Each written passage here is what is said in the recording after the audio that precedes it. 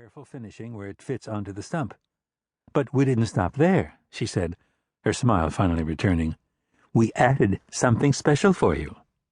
Oh? Eddie wondered if maybe it had secret compartments. That would be kind of cool. Yep, try stepping on it, then stepping off. Eddie shrugged. No secret compartments, then. He took hold of his cane, pushed off the examining table, stood tentatively on both legs, then stepped forward with the prosthesis. While that felt just fine, and step 2 almost dropped him to the ground.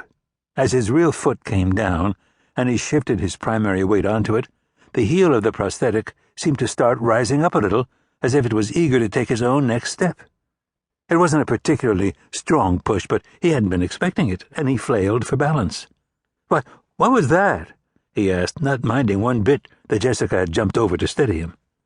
That was the spring-loaded heel wedge. Cool, huh? When the sole of the prosthesis is fully compressed, and then you start to shift your weight off it to take the next step, it gives you a little boost, like your own foot does. Eddie frowned. Well, yeah, I guess. But I wasn't ready for it.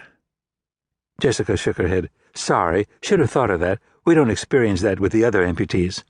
Why? Well, they're either recent amputees, so they never adjusted to a regular peg leg, or they come here because someone has told them that uptimers at Leahy Medical Center make the best prosthetics, ones with springs in them. So naturally, the first thing we have to do is sit them down and explain every detail, including the phases they're going to go through in getting accustomed to using the new limb. Sorry, I should have observed the same protocol with you. Should have warned you. Eddie grinned and shrugged off her apology, then took a few more steps. Now that he knew to expect that little boost from the prosthetic's heel, it wasn't so bad. In fact, Jessica was right. This was more like real walking, not the flat-footed limp and waddle he managed with the peg leg and a cane. With this, he could feel the potential for walking like a whole person again, like his old self. He could even imagine how he might be able to work in a little swagger, something to show off to Aunt Catherine. Eddie, I'm guessing that smug smile means that the prosthetic is a success? Yeah. Thank you, Jessica. Not at all, but tell me something, Eddie. Sure. He considered sitting, found he was still comfortable standing, something that rarely happened when he had been wearing the peg. What do you want to know?